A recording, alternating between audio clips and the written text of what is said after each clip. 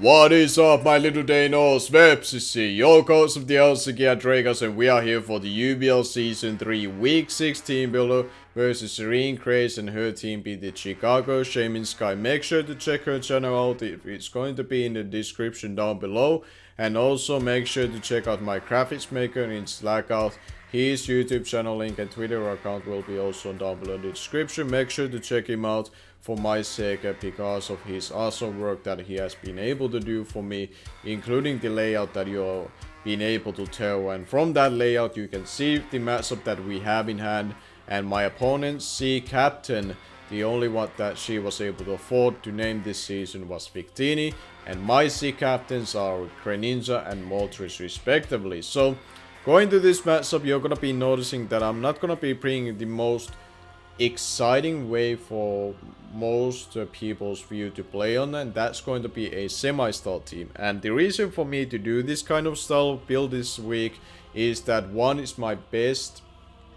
I feel like it's my best way of beating her team down based on the matchup in itself.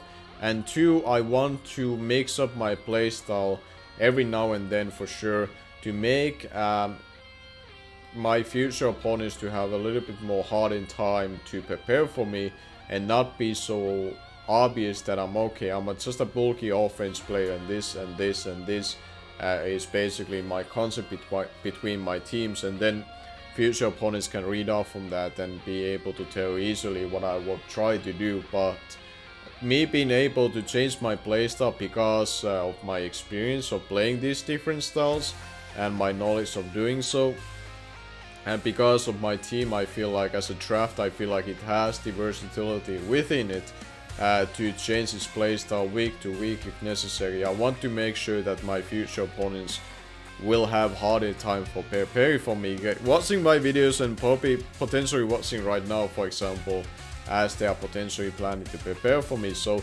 hopefully I can make your time a little bit harder than it already is from my point of view. So that is basically the reasonings how you're gonna be seeing this team unfolding, and let's go through it right now. So we are gonna be starting out with DyeItTight, which you have been able to tell from the screen for a while that it's gonna be a physical defensive variant with leftovers, with power gem, stealth rocks, heal bell, and protect. And the reasoning for bringing DyeItTight is primarily for Victini, and dealing with a physically orientated Victini, even a choice bandit variant, we can take 2 hits from it one by one, even switching into it in a sense that we are only 3 hit KO by it, and power gem will be 2-shotting it very least for sure.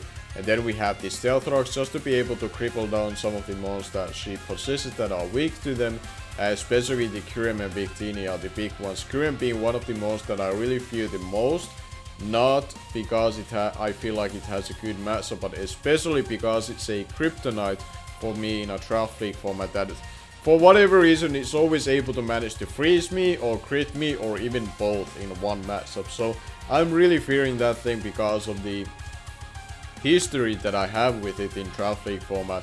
So I want to be able to make sure that I can punish it before it can potentially punish me like it usually does. So I figured that stealth rocks are very key to be brought.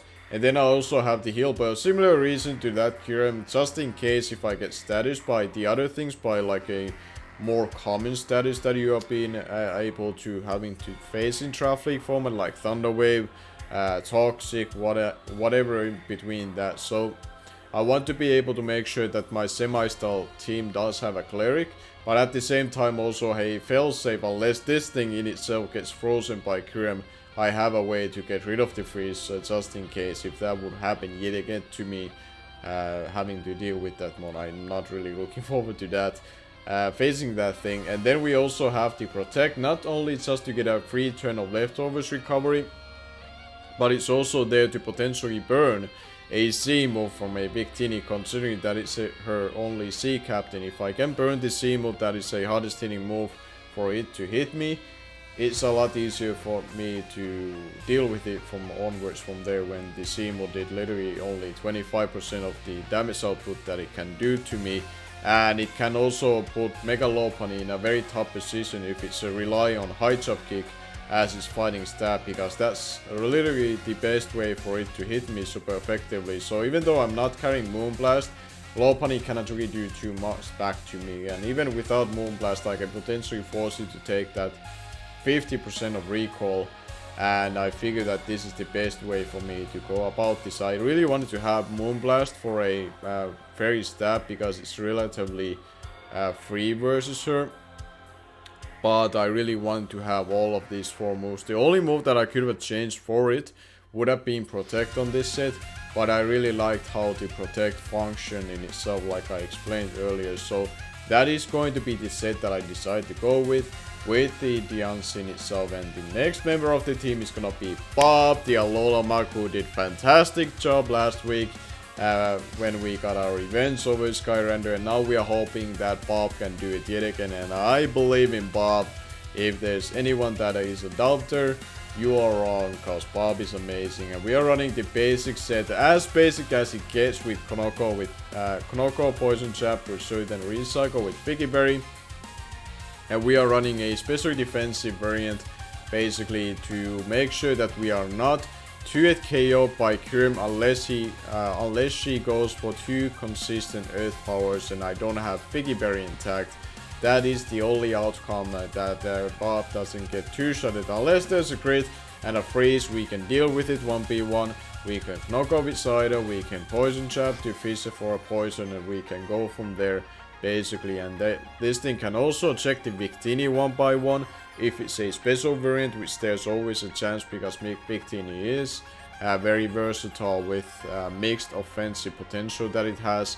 So Bob can help dealing with it that way if it does happen to show to have special moves on it, and then we can push it, trap, and hopefully kill it at some point with the Bob in itself. So that is going to be the set. The physical defense is there just in case if I have to take a V-Create from a non-item boosted Victini as a V-Create move after Stealth Rocks, I believe.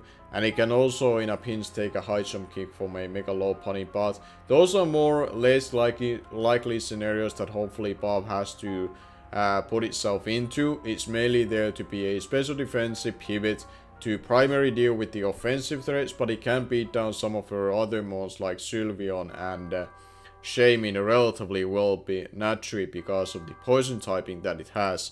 And then the third member of the team is gonna be Scarftongue, the Greninja, yet again with a Choice Scarf. It's not an item that I really want to always have on Greninja, but it just happens to be a very efficient for what I need it for at this occasion. And I kind of need it for the speed control, honestly, because I figured that I might as well bring something that I can ensure to be the fastest one in the field, and that can be very valuable versus a potential Sunny Day Victini. I still have Dark Pulse to deal with that thing, and potentially Oakweight after Stealth Rocks.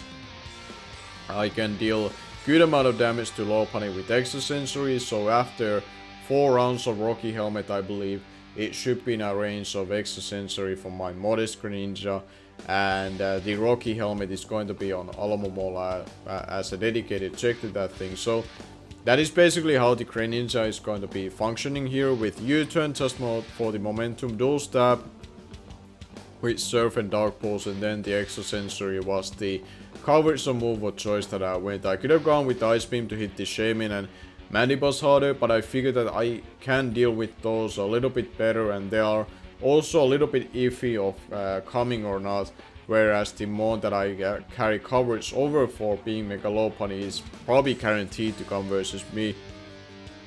I don't really see a reason for her not to do that, because it's one of her better mods versus me from what she has available. So I figured that would be the best way for me to go about it set. And then we are gonna be covering Moltres, the Multi-Molter, I guess, as its nickname. Shoutouts to Frosted for coming up with that nickname and allowing me to use it, and she is pretty happy that I'm using it, to be perfectly honest. So we are running a specially defensive Moltres with leftovers, pressure ability with Flamethrower, Toxic, Defog, and Boost.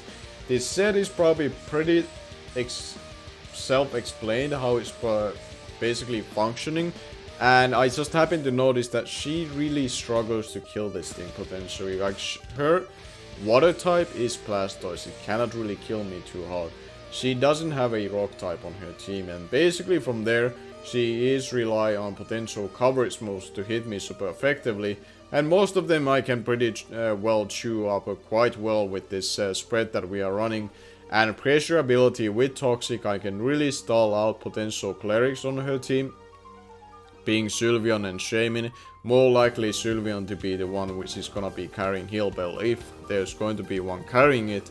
And it can beat down one and beat a lot of things 1v1 with its set and its bulk that I really loved about it, and which is why I kind of wanted to bring this thing. And the pressure ability is also really cool for dealing with Current, for example, because if it happens to carry Ice Beam, and will carry it of course, unless it specs it cannot two-shot me, and instead of having 16 PP on that move, it's gonna be only having 8, so that's only 8 turns of me making sure that I don't get frozen by that thing, and I still have the Cleric in the Unsee. So this is kind of how I prepare for Kyurem. I'm making sure that thing does not beat me, and hopefully it still doesn't have a way to beat me 1v1, being that Haxy Kryptonite that it has shown in the past. But besides that, that's pretty much what the Moltres is there for, just being a special defensive pivot and very hard for her to take down.